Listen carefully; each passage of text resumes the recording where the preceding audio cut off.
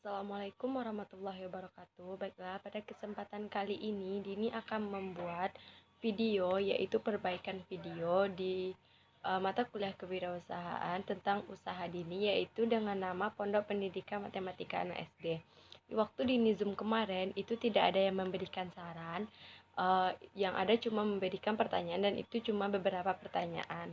Nah, Dini merasa bahwa di dalam usaha Dini ini ada beberapa kekurangan yang itu harus Dini perbaiki. Yang pertama, Dini akan menjelaskan tentang latar belakang dari usaha Dini, yaitu penerimaan bantuan anak yang ingin belajar berhitung dan atau mempunyai PR atau pekerjaan rumah. Ini saya lakukan atau timbulnya ide ini karena melihat anak SD yang sekarang ini melakukan pembelajaran berbasis daring yang membuat anak-anak yang belum bisa berhitung jadi susah dalam belajar. Kenapa saya mengambil khusus matematika? Karena saya melihat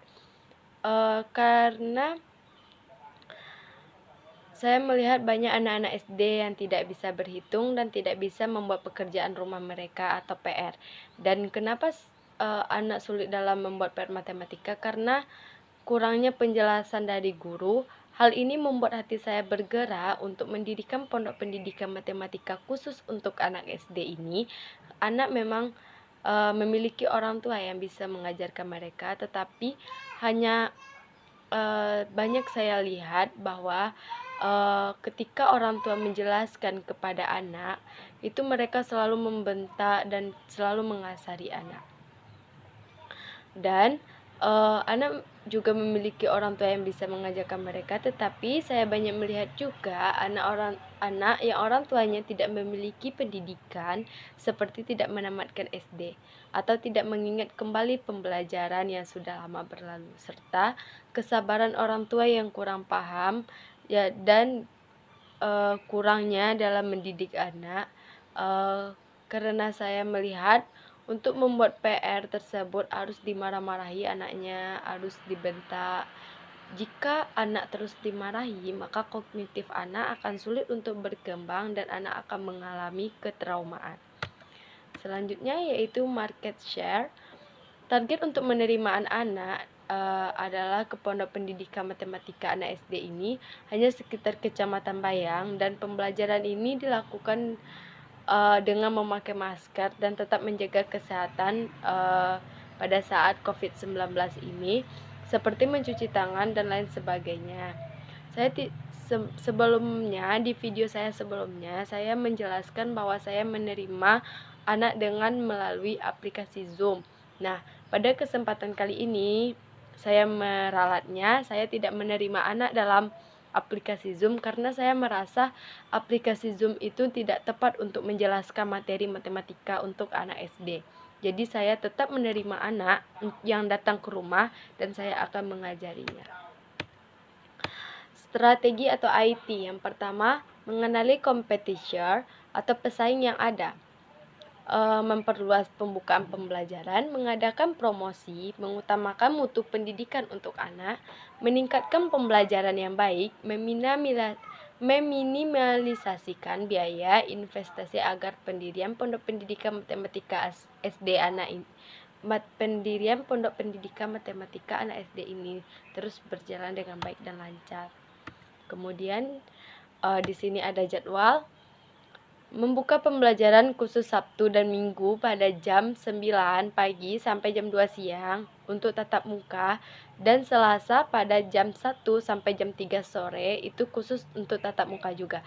Jadi saya di sini pada sebelumnya saya melakukan untuk pada hari Selasa pada jam 1 sampai jam 3 ini saya melakukan untuk aplikasi Zoom, tetapi saya merasa tidak konkret rasanya untuk melalui aplikasi Zoom.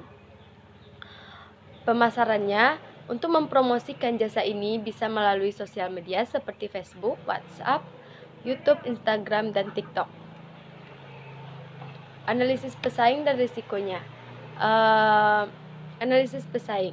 Dalam berbisnis pasti akan mendapati banyak pesaing dan risiko. Sedikit analisis terkait dengan bisnis Pondok Pendidikan Matematika Anak SD ini yaitu kita dapat meningkatkan kemampuan dan kognitif anak dalam pembelajaran hitungan. Untuk itu saya juga harus membentuk anak dalam kependidikan dan kaya akan ilmu pengetahuan. Risiko dalam bisnis yang saya buat ini yaitu risiko dalam melakukan sebuah bisnis tentu ada. Dalam hal ini, risiko yang sering ditemui yaitu adanya tempat les yang lebih baik jika melalui media sosial atau ruang seperti ruang guru dan lain sebagainya. Untuk itu, saya harus bisa membentuk anak kaya akan ilmu pengetahuan dan harus bisa mendidik anak dalam hitungan.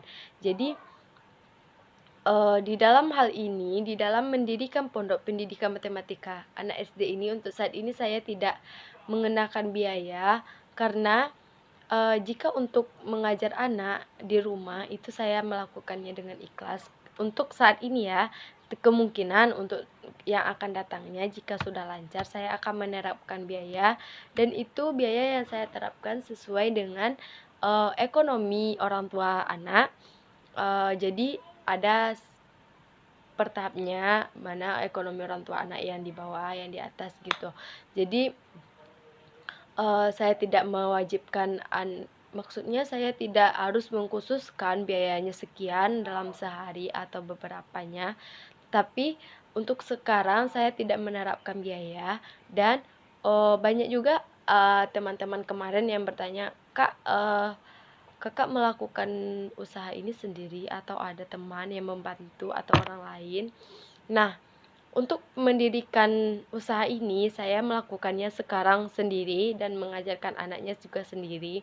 Karena di sini saya untuk melakukan pembiayaan itu belumlah saatnya saya melakukan pembiayaan karena usaha saya juga baru kan. Dan kemudian untuk alat dan bahan yang maksudnya sarana dan prasarana yang saya butuhkan itu saya menyediakan sendiri dan saya mengambilnya dari uang tabungan saya. Itulah perbaikan video dari saya. Saya Dini Putriyanti dengan NIM 190222011 menutup video saya kali ini. Terima kasih. Mohon maaf apabila saya ada salah kata atau kejanggalan kata. Saya sudahi dengan Assalamualaikum warahmatullahi wabarakatuh.